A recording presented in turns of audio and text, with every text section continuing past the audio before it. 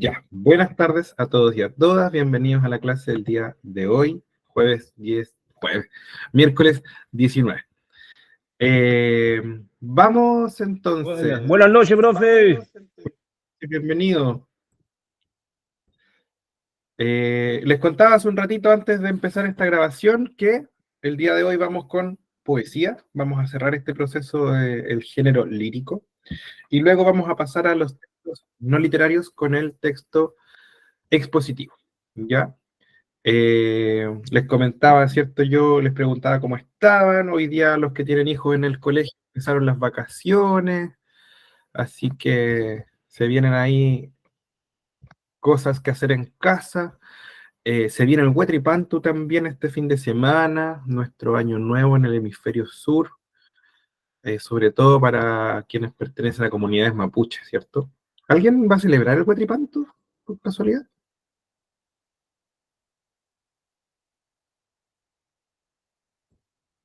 ¿Nadie?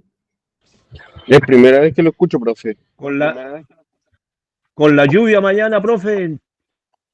Pero algo se puede hacer en la casa, aunque sea, ¿o no? Profe, yo en Navegadito. los tres colegios, o sea, en los dos colegios que está mi hijo, ni se han acordado del Huetripantu, algo así. Ah, bueno, el Huetripantu, para los compañeros que no lo han escuchado antes, es la Hola, celebración. profe. Hola, compañero. Buenas tardes. Buenas tardes. Huetripantu es lo que sería equivalente al Año Nuevo, ¿cierto? Que nosotros lo celebramos a fines de, entre diciembre y enero. La cultura mapuche, y no solo la cosmovisión mapuche, sino que otras también del hemisferio sur, entienden que el inicio del ciclo de la naturaleza ocurre en esta fecha, lo que coincidió con la fecha de San Juan. Por eso es que a la noche de San Juan se le agregó tanta leyenda encima.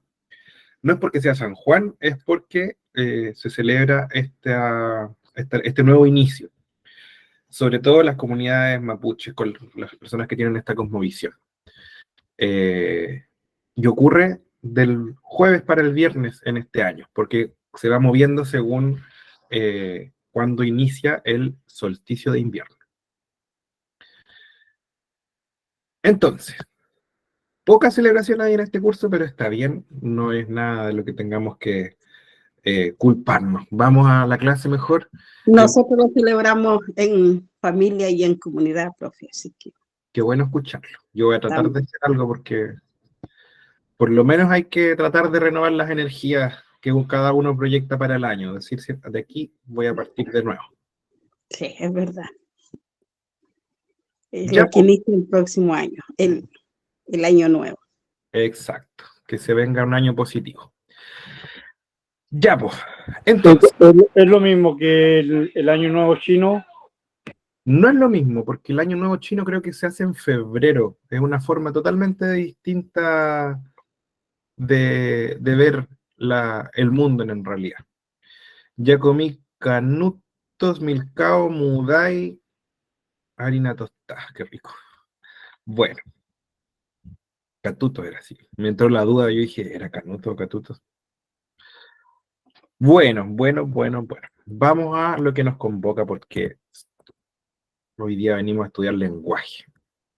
¿Qué más dijeron en el chat? Partimos después de clase, qué bueno.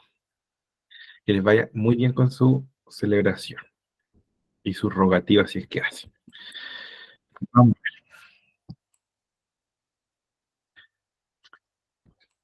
Ay, ¿qué hice?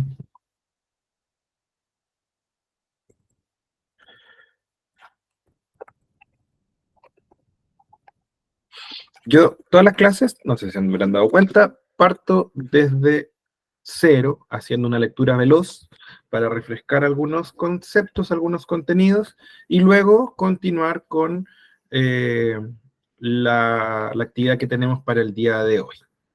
Entonces, vamos a recordar que venimos hablando de poesía, lo que es el género lírico, y yo les dejé una tarea que tenían que revisar en sus guías de estudio y que le pedí al profesor Eric que les envíe en la versión digital. No sé si eso habrá sido así. ¿Cómo les fue con la tarea? ¿Alguien hizo la tarea? Hola Alicia, bienvenida. Yo les dije al principio, vamos a partir. Profe, ¿nos dio tarea? ¿Estás seguro? Profe, la tarea del poema, ¿no? Tarea. Páginas 13, 14 y 15 de la guía número 4, donde estaba ese cuadrito de figuras retóricas. Tarea. Era en la guía 2 y 4. Guía número 2, página 8, 9, 10 y 11. Y estaba ese recuadro. Ya, pero ¿saben qué? No se preocupen. Yo las tareas que dejo no son toda la materia que vamos a trabajar y yo después digo, lo vieron solos, sino que es un refuerzo de las cosas que hacemos en clases. Ojalá puedan ir haciendo esas actividades porque les va a ayudar para poder estudiar mejor y no olvidar los conceptos que estamos revisando. Pero si no lo hizo, no se preocupe. Vamos a continuar. Entonces, dijimos que la poesía busca la belleza a través de palabras, que existen los poemas en verso y los poemas en prosa. Voy a seguir avanzando rápidamente. Leímos algunos poemas y dijimos que cada poema tiene un hablante, un objeto y un motivo, que son los tres elementos fundamentales para poder preguntarnos y entender de qué se trata cada poema. El hablante es la voz que se expresa en el poema, que no es el autor, pero puede parecerse, y que tenemos palabras clave para poder encontrar quién es el hablante. El objeto es aquello de lo que se habla. Todos estos conceptos se llaman lírico, objeto lírico, motivo lírico y hablante lírico. Se lo voy a agregar. Porque así sabemos que corresponde a la poesía. Entonces, el objeto es de qué se habla, el hablante es quién habla y el motivo es por qué razón está hablando este hablante de este objeto. Esto lo conversamos varias veces, me imagino que está más o menos claro, ¿cierto? ¿Alguien tiene alguna pregunta? Continuamos. Vimos algunos poemas donde pudimos observar que reconociendo el objeto lírico es mucho más fácil poder darle sentido al poema. En este caso leímos un poema de Walt Whitman que se llama Una araña paciente y silenciosa. Y a partir de este poema sacamos la tarea que hicimos en clase la semana pasada. Una araña paciente y silenciosa es un poema donde el poeta observa una araña, un ser pequeño, un ser que a veces pareciera ser insignificante, y a partir de ahí reflexiona sobre sí mismo. Entonces, dijimos que la poesía se puede tratar de cosas muy grandes, pero también puede partir desde cosas pequeñitas, desde pequeños detalles de la vida cotidiana, de la vida diaria, que nos hacen pensar y reflexionar y sentir algo mucho más grande. Estoy presentando mi pantalla. ¿Los demás compañeros la logran ver? Sí, profe, yo veo Afirmativo. súper. Voy a dejar de presentar y volver a presentar para ver si es que ahora se le presenta a la compañera, porque no hay problema con hacer. ¿Ya?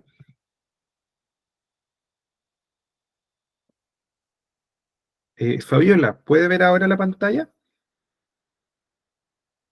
Porque la volví a No, presentar. pero te voy a salir y viendo para que me Ya, acepte. parece que Profe, tiene- disculpe, pero si tiene complicación algún alumno cuando no se ve la pantalla, es como lo que a mí me pasa de repente, yo salgo de la clase y vuelvo a entrar, y me sale impecable.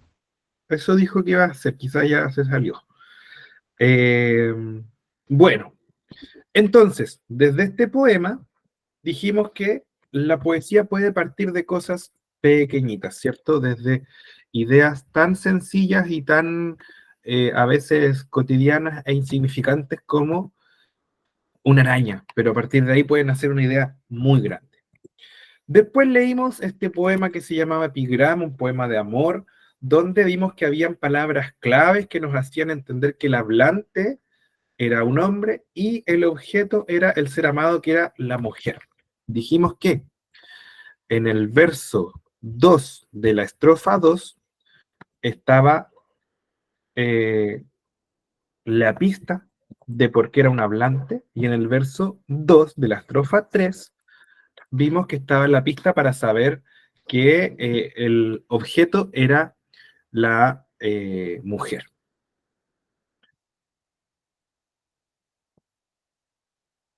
¿Sí? ¿Vamos bien? Después leímos Despedida de un paisaje, un poema un poco más extenso, de amor también. Y por último leímos Cuando llueve en julio, un poema de Jorge Torres, que reflexiona sobre la naturaleza y la identidad, ¿cierto? El sentirse parte de un lugar. Ah, también leímos este, pero ya no me voy a tener más en los poemas, Las flores y la vida de los hombres. Hablamos de las figuras retóricas, del lenguaje figurado, y vimos que había una que se llama personificación, cuando se le dan características humanas a algo que no es humano. Vimos la hipérbole, que es una exageración. La exageración puede ser hacia lo más grande o hacia lo más pequeño. Cualquiera de las dos sirve. Si yo uso palabras como todos, nunca, siempre, muchos, ya estoy apuntando hacia una exageración. Vimos también que está la comparación, que es cuando yo pongo un elemento A y digo que se parece a un elemento B. Digo, como dice en el poema, el amor como el espino, se parece al espino, tienen algo en común. En cambio, la metáfora ocurre cuando yo digo que una cosa es otra. El amor es un espino. El espino que rompe el corazón. Puede ser. Y vimos que en el fondo la comparación es el paso previo a construir la metáfora. Y eso es lo complicado de la metáfora, en que a veces no sabemos de qué nos están hablando, pero tenemos que inferirlo, tenemos que sacar la conclusión de lo que nos están diciendo. Y hasta ahí llegamos. Después hicimos una tarea que era esto de crear un poema con alguna idea sencilla. Escuchamos algunos poemas de compañeros y compañeras. Debo confesar algo. Debo confesar que a mí me gustó mucho un poema que se trataba de la loza que hay que lavar. Lo encontré precioso. Los otros poemas muy lindos, pero el de la loza me gustó, así, de verdad. Así de esos que uno dice, wow. No soy perro, pero wow. Es un muy mal chiste. Entonces, vamos a volver a las figuras retóricas, porque vamos a agregar 4 figuras retóricas a nuestro estudio. En la guía número 2 y número 4, que algunos compañeros tienen en casa en papel y que yo le pedí al profe Eric que se las mande en digital, les contaba yo que están estos cuadritos. En este cuadrito está el nombre de la figura, la definición y un ejemplo, ¿ya? Ojalá puedan revisarlo porque son las mismas que estamos conversando ahora en la clase y les puede ayudar para poder repasar y no olvidar los conceptos que estamos estudiando. Aquí hay más y ocurre de la misma forma. El nombre, la definición y el ejemplo. Guía número 2 y guía número 4. Enviada en formato digital también. Ya. ¿Dudas, consultas? Todavía no explico el epíteto y la literación. Vamos para allá. Con lo anterior, ¿todo claro? Vamos. El epíteto es una figura retórica, es una forma de usar el lenguaje donde se usa un adjetivo calificativo que es propio del sustantivo. Y ustedes me dirán, ¿qué es eso? ¿Qué es un adjetivo? Ya me lo habían dicho en clases anteriores, ¿me lo pueden repetir?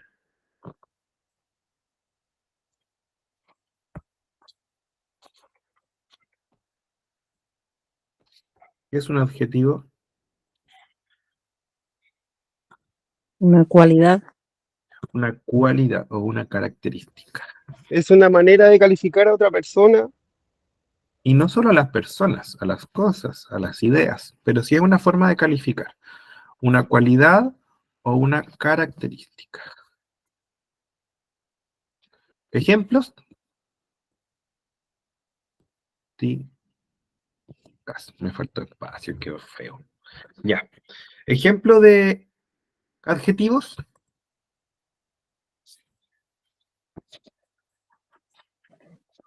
Grande, hermoso.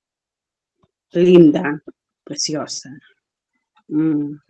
Puede ser fea también. Feo también, Linda, sí. porque también es una cualidad. También. ¿Cuál otro?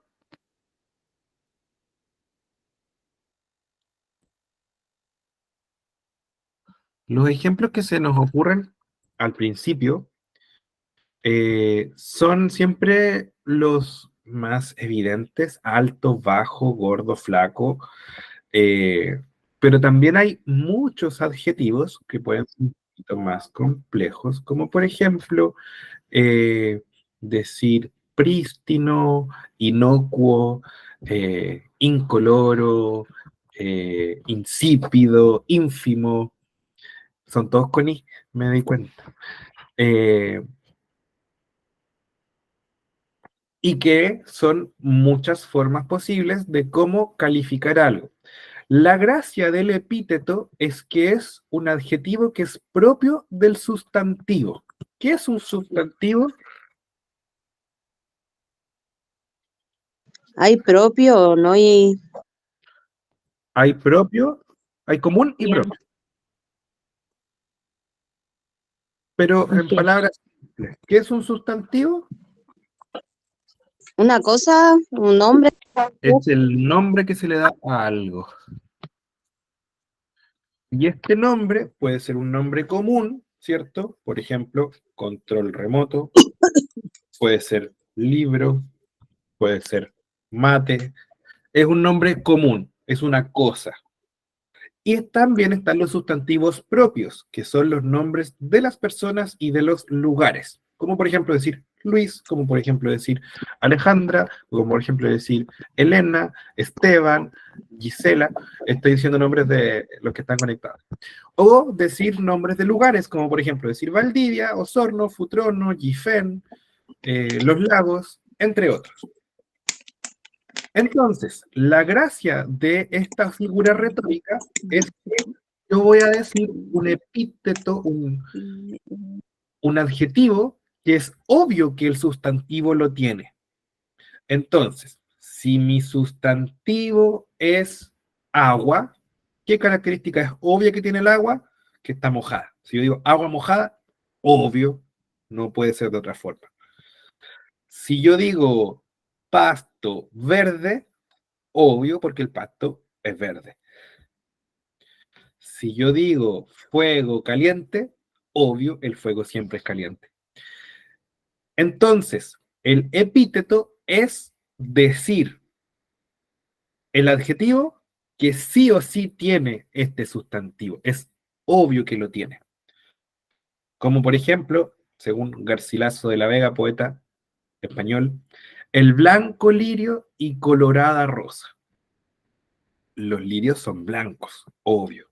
Las rosas hay coloradas, obvio. Entonces, epíteto es el adjetivo propio del sustantivo. ¿Se entiende? Sí, profe. A ver, tírense un epíteto. ¿Quién se anima a decir uno? El ají es picante. Como dijo, no lo escuché bien. El ají es picante. Ají picante. Ají sustantivo, picante adjetivo. Muy bien. Súper. Hermoso profesor. Hermoso es adjetivo, profesor sustantivo. Como yo. Mira, llueve del cielo, a pesar de que es algo obvio, no es un epíteto. Porque llueve es un verbo y del cielo es un complemento de lugar. Entonces no es un sustantivo y un adjetivo. Ojo con eso. El cielo azul, Cielo azul, sustantivo, adjetivo. Negro carbón, adjetivo, sustantivo. Sangre roja. Los colores son adjetivos, no lo olviden. Pero se entiende, ¿cierto? Epíteto es el adjetivo que sí o sí tiene el sustantivo.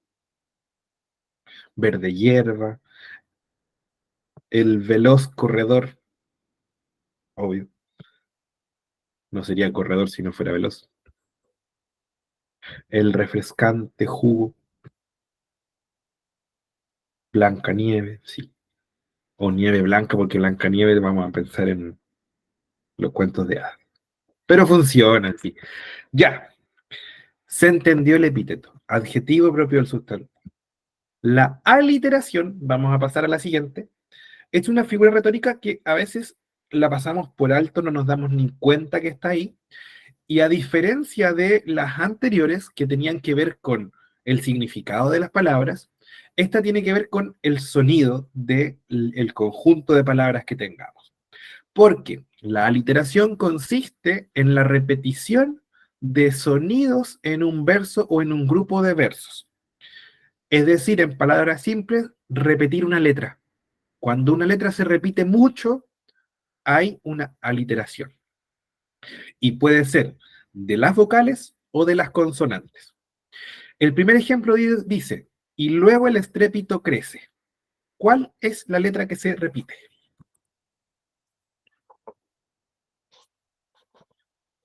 la R, ¿La R?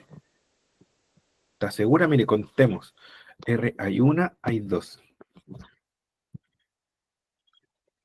La E. La E. La E. 1, 2, 3, 4, 5, 6. 6 R perdón, 6 E en este verso. Y estaba luego mirando el de abajo.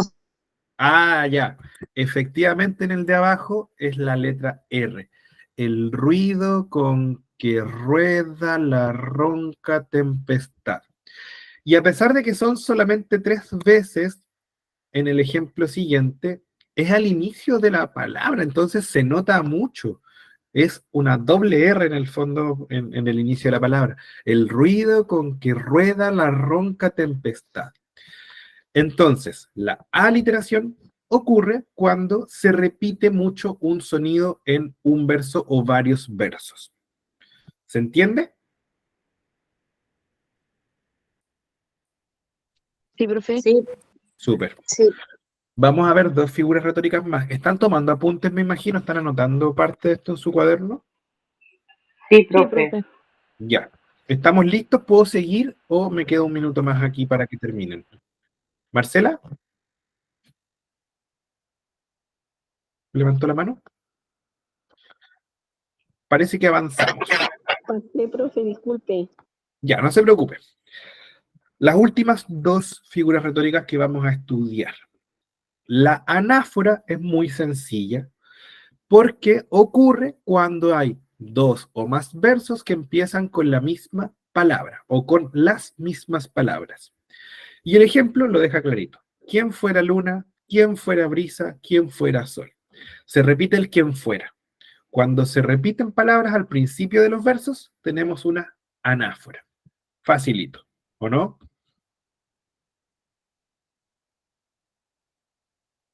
Sí. Y por último, más difícil, la hipérbaton, que no es tan difícil tampoco, que consiste en cambiar el orden lógico de una oración o de una frase. El orden lógico dice que viene el sujeto y luego el predicado. Es decir, la persona o el sustantivo y luego la acción del sustantivo. No nos metamos en problemas con eso. Cuando está desordenado, cuando yo siento que está dicho al revés, es una hipérbaton. ¿Han visto Star Wars? Me imagino que algo han visto, aunque sea una de las películas. El maestro Yoda, ese enanito verde con orejas puntudas, ¿Se acuerdan cómo hablaba? Sí, profe, era como hablaba al revés. ¿Ninguna ha visto? Ya, vayan a ver películas. Dejamos la clase hasta aquí, vayan a ver películas. No, mentira.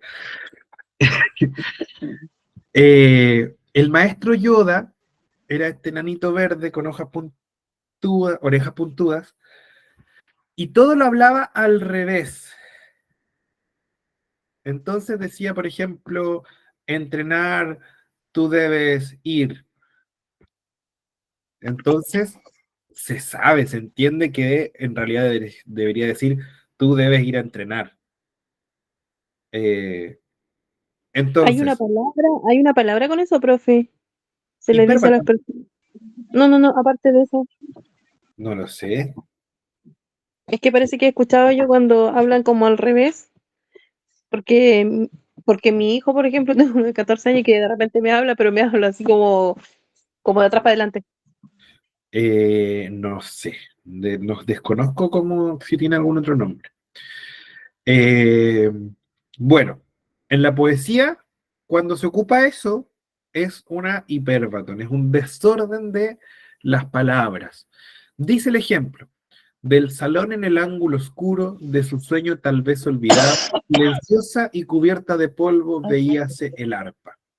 ¿Cuál sería un orden lógico para esto? Decir, el arpa veíase en un rincón, no, el arpa veíase en el ángulo oscuro del salón, olvidada y cubierta de polvo.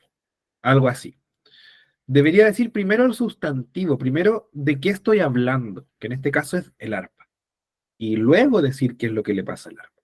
En cambio dice, del salón en el ángulo oscuro, de su sueño tal vez olvidada, silenciosa y cubierta de polvo, veíase el arpa, lo dijo al final. Hiperbatón, entonces, ocurre cuando el orden de las palabras se desordena. ¿Se entiende? Sí, profe. Ya. Muchas gracias por contestar. Estas son las 4 figuras retóricas que vamos a ver el día de hoy, que las sumamos a las 4 que habíamos visto antes. Llevamos 8, llevamos hartas. Hay muchísimas que yo siempre le digo, hay montones que yo no conozco porque son demasiadas. Y probablemente muy pocos profesores de lenguaje se las sepan todas, porque de verdad son muchas. Pero las que estamos estudiando son las más habituales, aquellas que nos vamos a encontrar constantemente en algunos poemas. Y ahora me gustaría que leamos algunos poemas y nos preguntemos algunas cosas a partir de ellos. Primero, buscar cuál es el hablante, cuál es el objeto y cuál es el motivo. Segundo, si encuentro una figura retórica, pido la palabra, lo digo y me gano un yumbito. No nos vamos a ganar un yumbito, pero es un juego. Estoy un poco resfriado el día de hoy.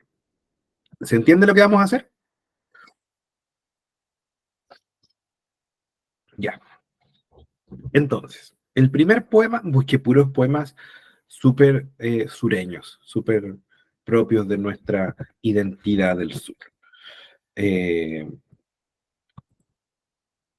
Primer poema, Los tejados se inclinan, de Jorge Telier. Dice así.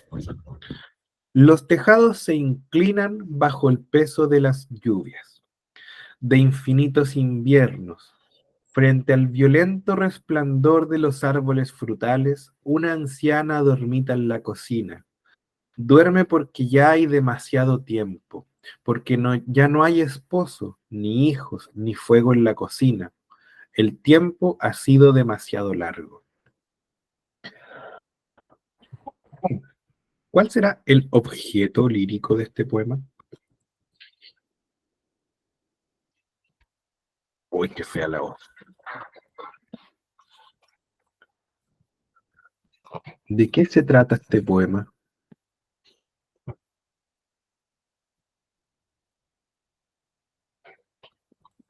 Objeto, hablante y motivo.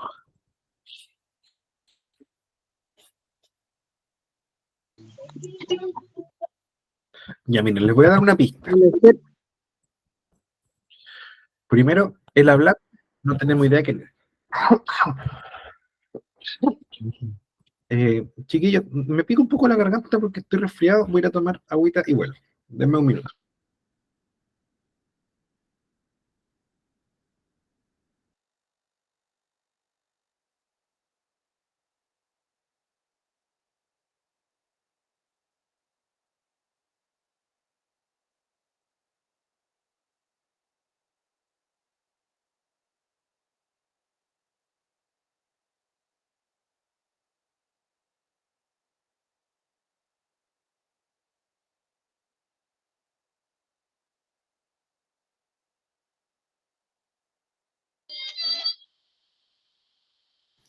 Estoy de vuelta.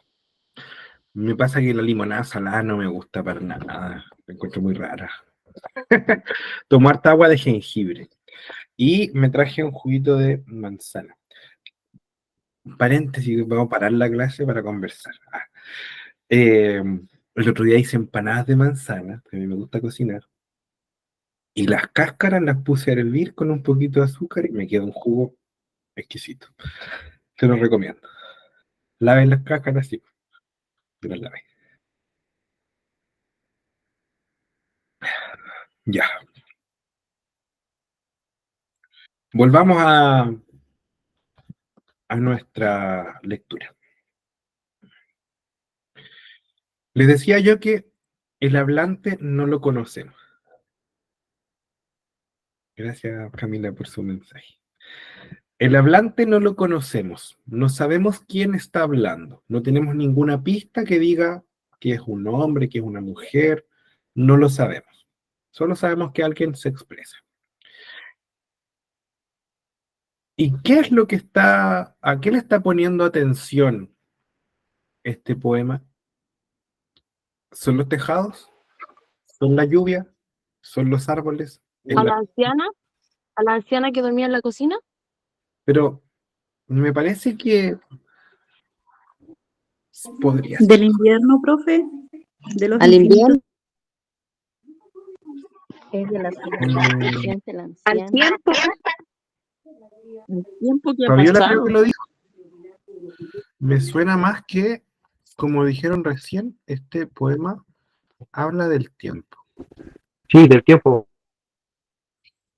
Porque a pesar de que el poema parte hablando de los tejados, a pesar de que aparece esta anciana, a pesar de que aparecen los árboles frutales, me parece mucho más relevante los últimos 4 versos donde dice, ya hay demasiado tiempo, ya no hay esposo, ni hijos, ni fuego. En el fondo está hablando de lo que ya no hay, del tiempo que ha pasado.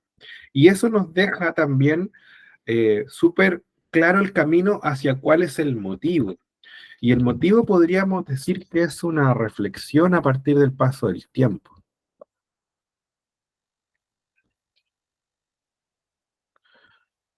Ante el paso del tiempo.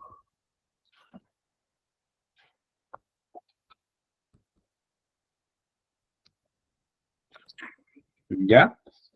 ¿Qué les parece? ¿Están de acuerdo? Sí, profe. Y ahora, ¿qué figuras retóricas encuentran ustedes? Hay una que se repite varias veces.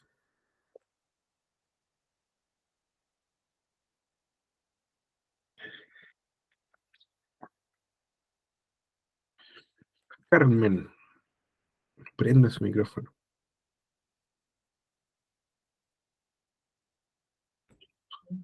La escuchamos. No funciona su micrófono.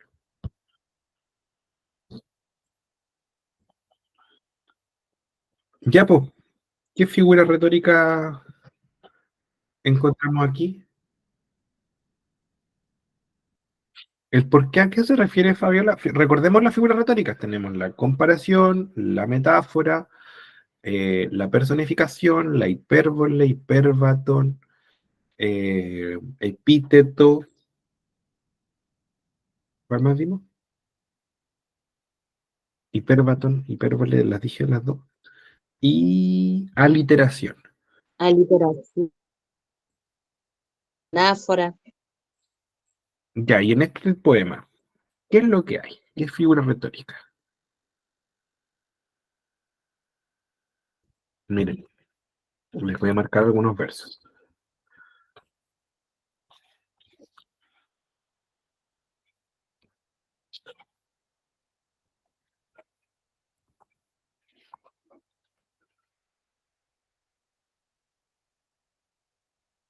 Epíteto, ¿dónde estará? Puede haber un epíteto, pero ¿dónde?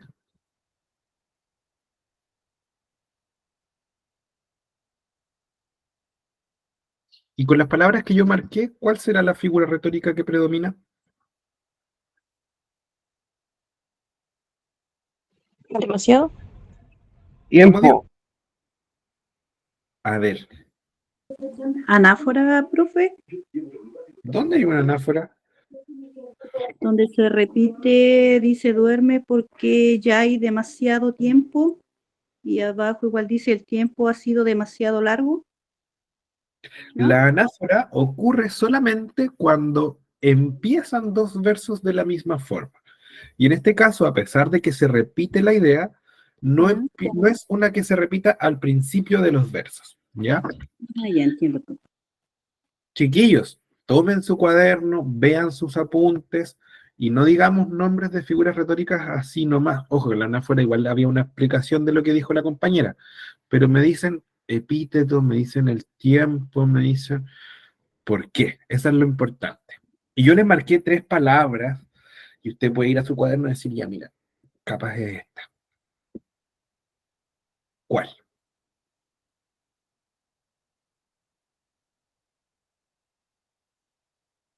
Carmen, puede prender su micrófono cuando guste, pero no se escucha. No lo ha podido prender, parece. ¿Será ni hijos ni fuego en la cocina? ¿Pero qué figura retórica?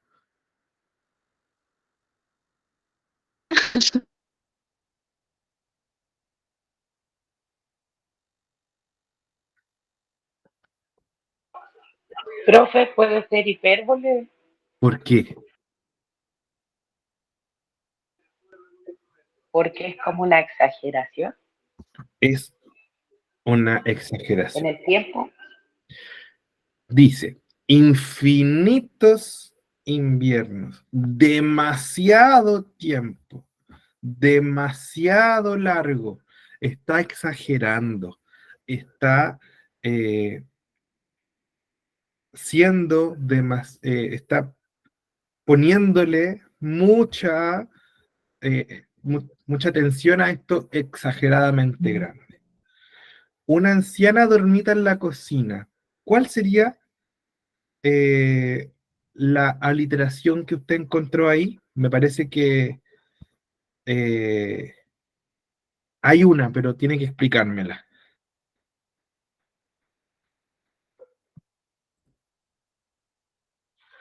La Veamos. Una anciana dormita en la cocina. Efectivamente. Efectivamente hay una aliteración.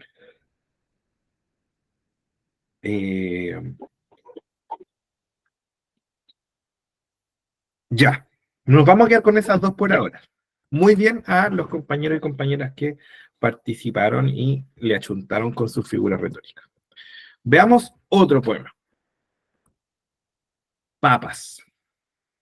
Dice, hicimos el amor una noche y yo casi dormida pensaba en el canasto si quedarían papas.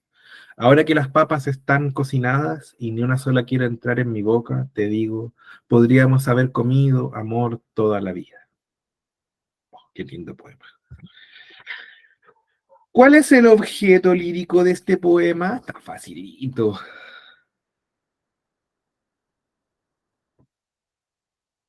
Una mujer. ¿Una mujer será el objeto? ¿Se trata de una mujer? Ah, el papas. hablante. Estaban en El el canasto hablante. de las papas. Las Sí, papas, profe, una mujer porque dice, y yo casi dormida. pero a ver, yo No, pregunté pero dijo el objeto. cuál era el objeto. El objeto son Eh, las papas, profe. exacto, son las papas. Entonces, vamos a anotar aquí, objeto, papas. A partir de las papas nace toda esta reflexión. El hablante, como dijeron algunos compañeros y compañeras, tenemos aquí la pista, ¿cierto? Dormida. Entonces, es una mujer. ¿Y el motivo? ¿Cuál es la razón de esta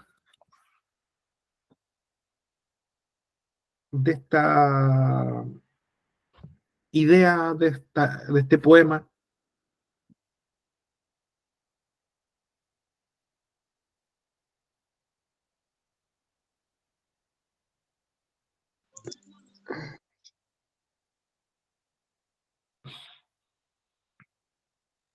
¿Cuál puede ser? ¿Será lo primero o las papas cocidas? ¿Cuál es el motivo, la razón para, eh, para que el hablante, esta mujer, ¿cierto?, piense en las papas? Andan medios tímidos hoy día, están participando poco. Podríamos decir que es un desamor, Como que está enamorada, ¿no? como que estaba enamorada y no se dio cuenta de lo que perdió en el fondo. Eso es lo que está diciendo, Claro. porque dice al final, ahora que las papas están cocidas, ahora que ya no las veo en el canasto, no quieren entrar a mi boca y te digo, podríamos haber comido amor toda la vida. Pudimos haber hecho tantas cosas y no lo hicimos. Entonces podríamos pensar que hay un desamor en este poema. Eh, Oye, Juan Pablo, no son poemas míos. Yo pongo el nombre de los poetas que están ahí arriba. Si habla de mi letra más o menos, no más. Bueno, ¿ven alguna figura retórica en este poema?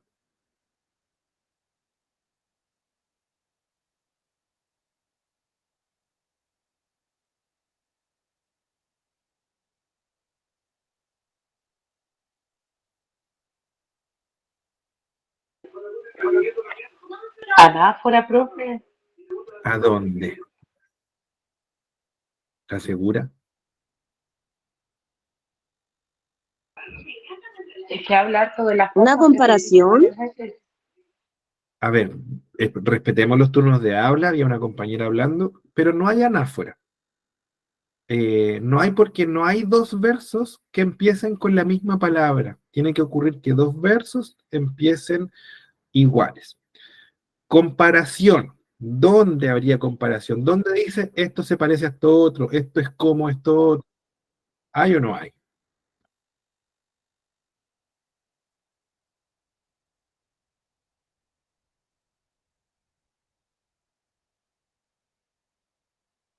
Yo diría No, no hay. no hay comparación.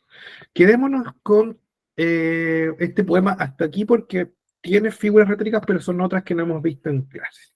Solo quería que ustedes hagan el ejercicio de buscar.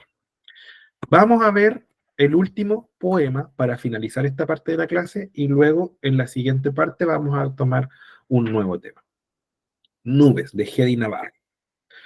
Las nubes arremeten contra el cielo y se viene la lluvia, pero no se viene. El frío agranda las rendijas y se viene la lluvia, pero no se viene. El miedo camina entre las sílabas y se viene la lluvia, pero no se viene. En este caso, hablante no lo tenemos. Objeto, La lluvia. la lluvia. Lluvia. Y el motivo,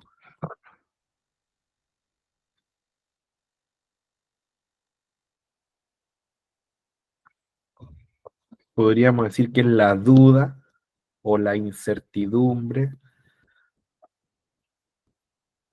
porque viene, pero no viene.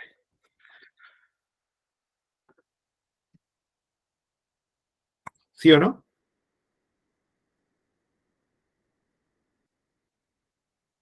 ¿Y qué figuras retóricas tenemos en este poema? Se viene. ¿Pero qué figura retórica sería eso?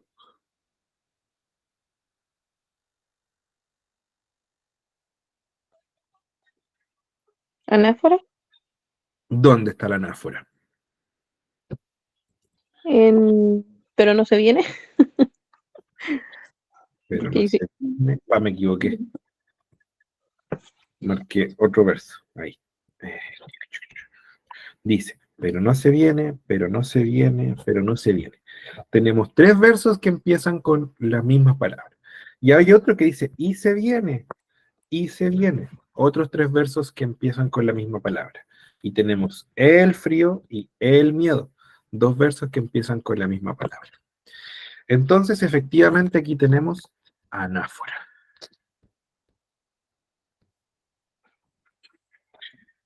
¿Cuál otra figura retórica tenemos aquí?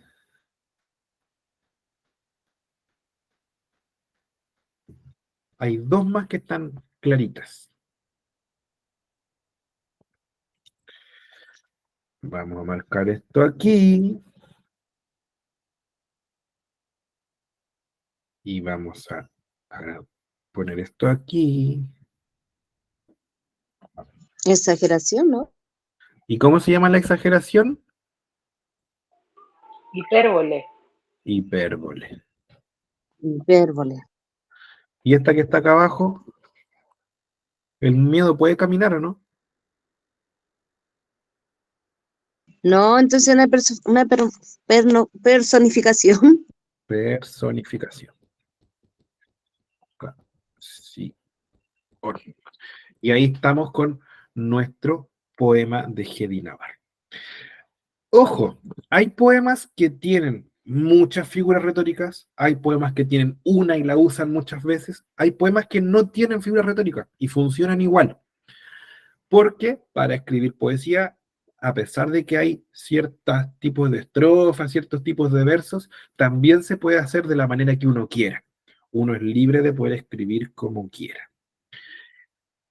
Y llegamos hasta aquí con nuestra parte de poesía en nuestras clases. Vamos a hacer un pequeño corte en la clase de 3 minutos a las, no 4, a las 20:05 vamos a continuar con nuestra clase del día de hoy, pero vamos a pasar a un contenido distinto. Como lo están haciendo los compañeros, ponga su nombre y su apellido en el chat para que así queden en la lista de asistencia del día de hoy. Y nos vemos en un par de minutos. Hágase un tecito, hágase un café, vaya al baño. Pasa re rápido el tiempo. Sí, a mí me pasa todas las semanas que encuentro que se nos va súper rápido. Continuamos en breve. Nos vemos en unos minutos.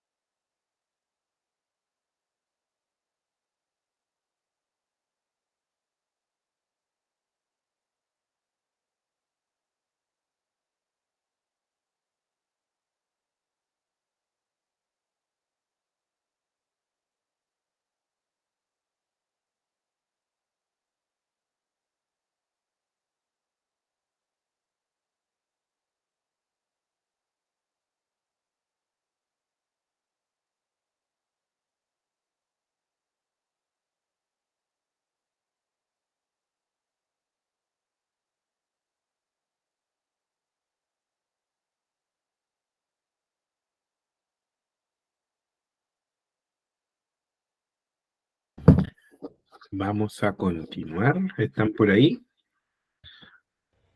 ¿Pasó la ubicación de la Sí, garganta, profe? Más o menos nomás. Pero estoy... Falto bien, falto. O Hace propóleo, rato, propóleo. sí, hace rato que vengo resfriado, pero a ratos cuando me hablo mucho me empieza a molestar. Un Bueno, tecito también. sí, cuando termine la clase me voy a hacer un tecito porque ahora no alcancé ni a hervir el agua. Pero estamos aquí, queda poquito tiempo para la clase el día de hoy y nos vamos a dedicar a... ánimo, Elizabeth, ojalá se mejore. En limonada salada no me tinca. Ya bueno, vamos a hablar sobre el texto expositivo.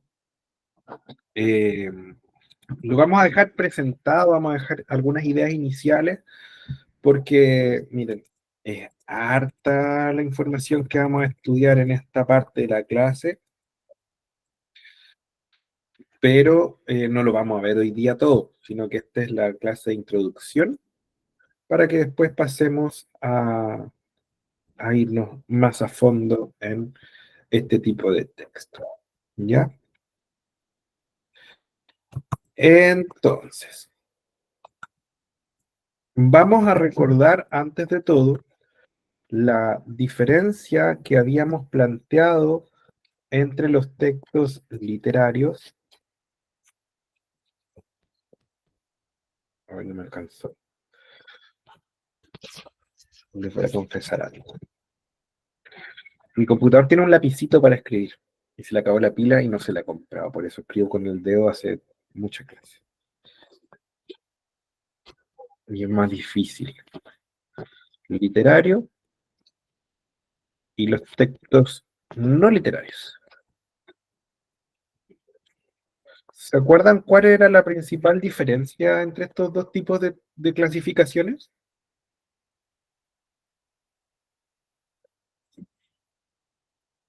Hoy día están particularmente silenciosos. Hoy día estamos con la memoria de Dory, profe. Sí, de verdad, están en clases anteriores. ¿Se acuerdan que teníamos que parar todo porque había que guardar silencio después de que todos prendían su micrófono?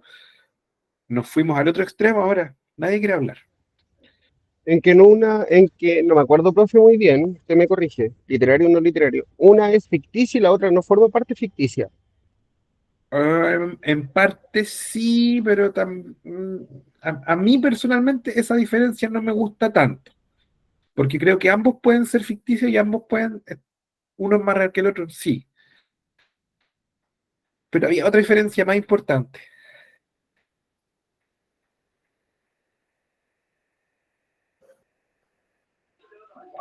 Yo creo que el literario era como una obra de arte. Esto está asociado al arte y por lo tanto a la belleza. ¿Y los no literarios? Los no literarios eran prácticos, por ejemplo, noticias, novelas.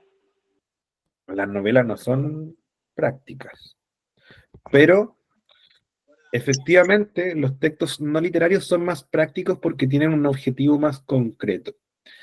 Tienen un objetivo más concreto, por ejemplo, en el explicarnos un tema, darnos a conocer una información, establecer las normas, entre otras formas que tiene el texto no literario. Marta levantó su mano, puede prender su micrófono. Sí, profe, son los textos no literarios pueden ser las noticias, las recetas, los afiches, reglamentos y esas cosas. Efectivamente, esos son algunos de los textos no literarios. Entonces, los literarios buscan la belleza, entendiendo que la belleza es diversa, que la belleza es a veces subjetiva, pero que buscan entretener y ser bonitos en el fondo. Como la poesía, como los cuentos, como las novelas, como las obras dramáticas. Las obras dramáticas son aquellas que se hacen para ser actuadas, para que los actores las representen. En cambio, en los textos no literarios, como dijo Marta, nos encontramos con noticias, con recetas, con reglamentos, entre otros.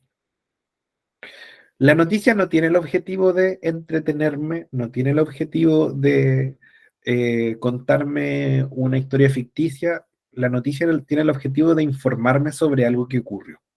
Eso es práctico. La receta no tiene el objetivo de ser un juego, no tiene el objetivo de contarme una historia ficticia, tiene el objetivo de que yo logre cocinar algo. Es práctico. El reglamento no tiene escritura en verso, no tiene rima, no tiene figuras retóricas. El reglamento lo que busca es establecer las normas.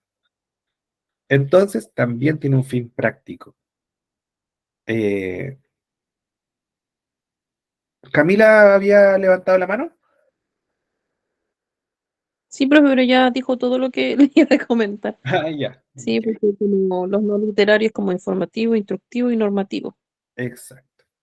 Literario dice narrativo, lírico y dramático, me imagino que quiso decir.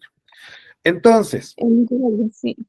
en la clase del día de hoy vamos a hablar sobre el texto expositivo, que es uno de los textos principales o que tienen más contenido dentro de los textos no literarios. ¿A qué les suena de entrada, a primera vista, que un texto sea expositivo? A pesar de que parezca obvio, Que es como exponer una información. expone información. Eso es. Y cuando nos exponen información, ¿qué es lo que nos quieren entregar?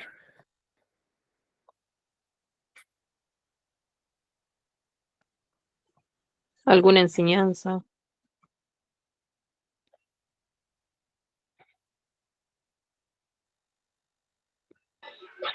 Dato. ¿Información de algo? Datos. Información, es decir, datos. Los textos expositivos son infinitos y tienen temas de lo que nosotros queramos. Siempre hay textos expositivos que podemos buscar. Y dependiendo del tema, nos van a entregar datos sobre este tema. Por ejemplo, nos pueden decir años, cantidades, resultados de encuestas, infinitas informaciones dependiendo del tema y cuál es el objetivo de este texto. Y aquí yo parto con esta pregunta: ¿qué hago con la información? Les voy a poner un caso hipotético. Hace un par de años atrás tuvimos la pandemia del COVID, que a todos nos tuvo encerrados en casa, y más allá de que estemos o no de acuerdo con todo lo que pasó y con las medidas que se tomaron, fue un hecho. Y los científicos que trabajaban en laboratorios de vacunas, ¿cierto?, inventaron distintos tipos de vacunas. Imagínense qué pasaría si la persona que descubre la vacuna no le da la receta a nadie. ¿Sirve de algo su investigación? No. No llega a ninguna parte. No, ¿cierto? profe. No sirve que me guarde el dato. Si alguien eventualmente descubre la cura al cáncer y no se la dice a nadie, obviamente su investigación no sirve de nada, porque esa cura no es aplicada en ninguna parte. Los micrófonos, chicos, por favor. Gracias. Entonces, la información tiene que ser socializada. Socializar es compartir, ¿cierto?, en sociedad. Tengo que yo transmitir la información que tengo para que ésta siga creciendo, para que ésta siga siendo aprovechada. Si yo no ocupo esa información para ser socializada, esa información en algún momento se va a perder. Y si se pierde, esa información no va a servir de nada. Entonces, es muy importante que los conocimientos sean compartidos, entendiendo que todos tenemos conocimiento. Hay cosas que yo puedo saber mucho y ustedes saben menos, pero me imagino que hay cosas donde ustedes saben mucho y yo capaz no tengo idea. Porque cada persona, a través de sus experiencias de vida, va adquiriendo información y va adquiriendo datos sobre algún tema que le interesa. Obviamente, pasar por el colegio, eventualmente ir a la universidad, nos da herramientas para saber sobre un tema. Pero tenemos que entender que hay temas que no pasan por el ámbito académico, o que no necesito yo colegio, universidad y magíster para saber mucho de un tema. Por ejemplo, los zapateros. No hay carrera de zapatero en la universidad, no hay zapatero en liceos técnicos, no existe. Se aprende con la práctica donde alguien te enseña, ¿cierto? A trabajar en ello. Quedan muy pocos. ¿Y por qué quedan muy pocos? Porque se ha enseñado a pocas personas, se ha ido perdiendo. Entonces, hay cosas que se aprenden en el ámbito académico y cosas que no, pero todas ellas tienen información. Si nos vamos a la parte un poco más académica, a la parte más de las clases, ya sea de colegios o de universidades, tenemos dos tipos de texto expositivo: los textos especializados y los textos divulgativos. Lo hemos conversado en clases anteriores. Cuando un ingeniero se pone a hablar sobre ingeniería y cálculos y los materiales de construcción, por ejemplo, yo, profesor de lenguaje, no tengo idea de eso, y probablemente lo que diga, lo que exponga, va a ser algo totalmente desconocido para mí. Pero otro ingeniero probablemente le entienda todo, porque usan un lenguaje propio de su área de expertise. Cuando el médico habla de medicina, le va a entender a alguien que se dedique a esa misma área. Cuando el abogado habla de leyes, le va a entender a alguien que se dedique a esa misma área. Entonces, los textos especializados son escritos por especialistas de un tema, pensados en que los lea otro especialista del mismo tema. ¿Se entiende eso?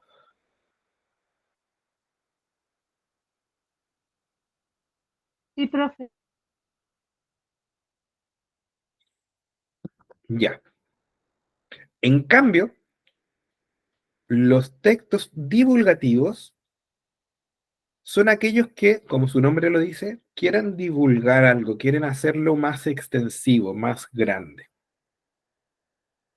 Entonces, hay, por ejemplo, algunos periodistas que se dedican a leer textos muy complejos de un tema, lo simplifican y lo hacen noticia masiva. No sé si han visto, por ejemplo, de repente en las noticias de la tele o de los diarios o de las redes sociales, que dice: científicos descubren la cura a esta enfermedad. Y explican un poco de lo que pasó con los científicos, ¿sí? Ese es un texto divulgativo porque está publicado para que mucha gente pueda leerlo y entenderlo. Pero es la simplificación de un texto especializado. ¿Se entiende? Mario, prenda su micrófono. Sí, profesor, una pregunta, no sé si será correcto o no, pero usted, ¿en cuál de los dos lo podríamos catalogar, especializado o divulgativo? Yo, para mí, especializado podría ser. Eh, no entendí muy bien su pregunta. ¿Está hablando del ejemplo o de mí, como en la clase? Es que, a ver, yo lo veo por los textos expositivos. Usted, de una u otra forma, igual nosotros estamos mirando la exposición suya, su exposición. Miren, pasa que yo como profesor de lenguaje podría estar en ambos, como utilizar ambas formas, pero mi texto va a ser especializado cuando yo lo escriba con un lenguaje técnico y pensado para que me lean otros profesores de lenguaje. Sin embargo, la clase que yo estoy haciendo ahora es para que todos me entiendan. Y todos ustedes tienen intereses distintos. Algunos están más preocupados de la familia, otros tienen trabajos en casa, otros están preocupados, no sé, de cualquier actividad. Entonces no son especialistas en lenguaje. Entonces mi clase para ustedes es más bien divulgativa, porque quiero traducir aquello que estudio en el lenguaje para que me entiendan las 37 personas que están conectadas en este momento. ¿Se entiende? Sí, profe. Sí, profesor. Sí, Muchas profesor. gracias. Súper. Ronnie, Sí, prenda su profe. micrófono. El diario mural de un colegio, ese puede ser un texto expositivo especializado, ¿cierto? ¿Por qué sería especializado? Porque está entregando información clara, no está siendo divulgada. Mm, en realidad es divulgativo, porque lo que intenta es que toda la comunidad sepa sobre un tema. Miren, les voy a mostrar un texto especializado. Para Estoy que... terminando, espéreme un momento. Sí, voy a buscar un texto. A ver. Profe, ¿usted no podría colocar, no sé, pues especializado y divulgativo algo más corto? Así por último, ahí en los mensajes, como para escribirlo, para no escribir ese texto tan grande, porque yo creo que todos lo vamos a escribir, pero no lo vamos a entender con tantas letras y cuestiones que no expresa bien. Sí, puedo, aunque ojo, que también lo que vamos conversando es parte de lo que ustedes pueden ir anotando, ¿ya? Voy a hacerlo, pero también teniendo en cuenta que ustedes pueden ir resumiendo lo que vayamos viendo, ¿ya?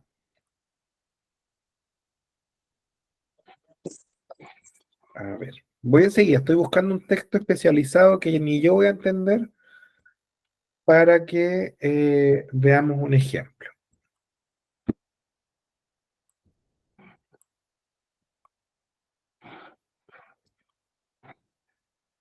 Ay, ¿cómo pillo estas revistas? Ya terminé, profe, por si. Ya, dame un segundo. Eh,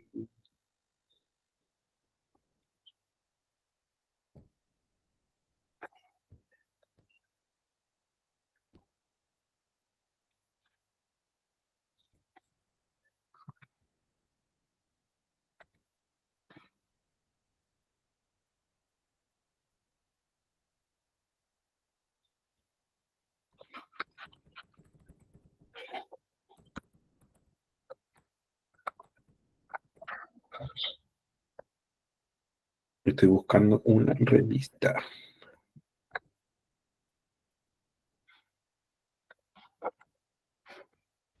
Mientras usted la busca, querido profesor, aquí dice algo en internet, obviamente usted nos dijo que no le creamos todo a internet, estoy claro de eso. Son textos dirigidos a un público más amplio en el que no es necesario que el lector tenga conocimientos previos sobre el tema. Por ejemplo, los textos escolares, los folletos explicativos o las enciclopedias. Esos serían divulgativos, ¿cierto?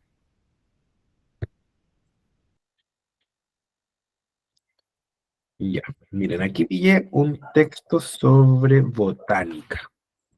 ¿Qué es la botánica? El estudio de los botes. No, mentira. Muy fome, mi chiste. La botánica es estudio de la naturaleza. Igual está bueno.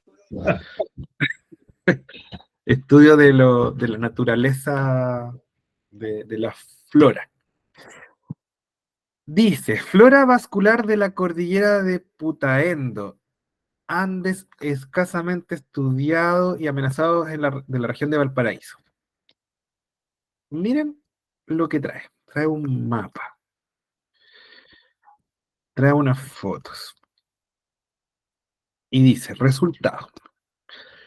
La riqueza de la flora vascular de la Cordillera de Putaendo alcanzó 501 taxas específicos e infraespecíficos distribuidos en 77 familias y en 240 géneros que representan el 26,5% de la flora de la región de Valparaíso. El 71% de la taxa fueron respaldadas por muestras que fueron depositadas en el herbario JB. Las familias con el mayor número de taxas son Asteraceae con 21%, Fabaceae con 6%, Poaceae con... ¿Alguien sabe lo que es eso? Siga Profe, leyendo, profe. yo creo que la otra está mejor porque acá estamos más enredados todavía. Pero se dan cuenta que este texto es un texto muy complejo, que está publicado sobre un estudio de botánica de bosques, ¿cierto?, de naturaleza, y que alguien que se dedica a este tema lo va a entender. Es especializado, ¿cierto? Entonces, este es un texto especializado. Exacto. Está hecho por un especialista para que lo entienda otro especialista. ¿Se entiende? Sí, profe.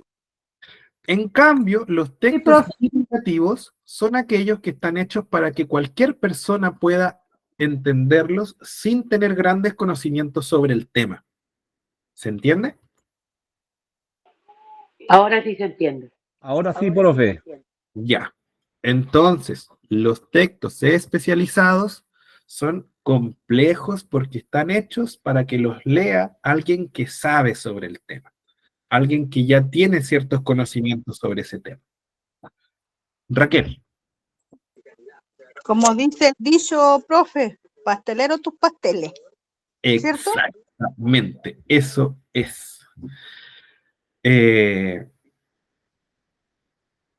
Y en cambio los divulgativos es para que cualquiera me entienda, es para traducir este tema complejo en algo más sencillo. ¿Ya? Entonces, nos vamos a quedar con esta última información. Esto es lo último que vamos a ver el día de hoy. Los textos expositivos, a simple vista, deben tener esta estructura que es introducción, desarrollo y conclusión, que me imagino que ya la hemos comentado en alguna vez en nuestra vida, que ya entendemos más o menos cómo funciona. En la introducción se presenta el tema, en el desarrollo se entregan los detalles, los datos más importantes, y en la conclusión se revisan las ideas principales que se dijeron durante el texto.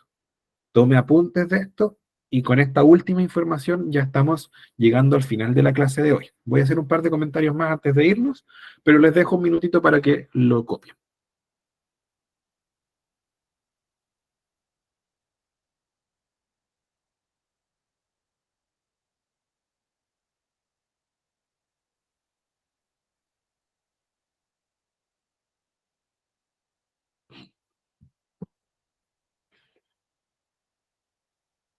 No sé si a alguno le pasó o lo ha visto en trabajos de sus hijos, cuando los chicos están más o menos en quinto, sexto básico, uno les pide que hagan un trabajo escrito y cuando hacen la conclusión dicen frases como esta. En este trabajo aprendimos mucho, lo pasamos súper bien y trabajamos en equipo. Si usted lo hizo o si ha visto que su hijo lo hace o su hija lo hace, no lo haga. No haga ese tipo de comentarios. Porque el texto expositivo se trata sobre el tema que estoy exponiendo, no se trata sobre la experiencia de quien lo escribe. Entonces, después de que yo digo, voy a hablar sobre este tema, después de que yo entrego todos los datos relevantes sobre este tema, la conclusión tiene que seguir tratándose de lo mismo. No puede tratarse de una cosa distinta. Entonces, para llegar a una buena conclusión, tengo que resaltar, tengo que destacar los datos importantes que yo expuse durante mi texto. ¿Se entiende? Sí, profe. Súper. ¿Lo han visto por casualidad eso que yo les cuento en algún trabajo de Yo su lo he vida? visto, profe, y ya lo sabía. Sí. De hecho, a mi hijo igual se lo he explicado. Sí. Porque pasa mucho cuando son pequeñitos, ¿cierto? Yo me acuerdo de haberlo hecho cuando era chico, de haber dicho cosas así en mis trabajos. No es la idea, porque el trabajo, el texto expositivo, se trata sobre el tema, no sobre lo que a mí me pase. ¿Ya? Chiquillos, chiquillas, como les dije al principio de esta parte de la clase, de esta segunda parte, esto es la introducción, porque nos falta mucho por estudiar, que lo vamos a hacer en las clases que tengamos en los días que vienen más adelante. ¿Hay alguna consulta, algún comentario, alguna pregunta, algún saludo, mensaje, queja, amonestación? No sé. Bien. Llegamos hasta aquí entonces. Les agradezco a todos por su atención. Espero que la próxima semana estén un poco más participativos que hoy. ¿Ya? ¿Habían levantado una manito? ¿Quién quiere decir algo? Prenda su micrófono. El frío, profe, nos tiene un poco así. Yo, profe. El frío nos tiene medio tullido, como se decía. Jessica, díganos. No, profe, yo quería darle las gracias igual porque la clase pasa súper rápido, muy interesante y igual de repente no entendemos, pero yo creo que tenemos que ver un poco también las clases que están grabadas. Pero a mí me encanta el lenguaje. Muchas gracias por decirlo. Le agradezco mucho, mucho, mucho que me lo diga. Para mí es súper importante recibir esta retroalimentación. Y ojo, que si hay partes que no entienden, pregúntenme en la clase. No se queden con esas dudas porque así podemos conversar y resolver las dudas. Profe, ¿Ya? y gracias por la receta de las cáscaras de manzana. Queda súper rico, queda súper rico. Profe, gracias por todo. Que tengan un feliz Huachipanto, que este nuevo año sea muy bueno para todos, de ricas bendiciones y harto Nehuen para todos. Gracias. Gracias. Muchas gracias. Muchas gracias. Buenas noches. Una celebración. Gracias, profe. Ya, que tengan una semana. Que les vaya bien. Buenas noches, profe. Gracias.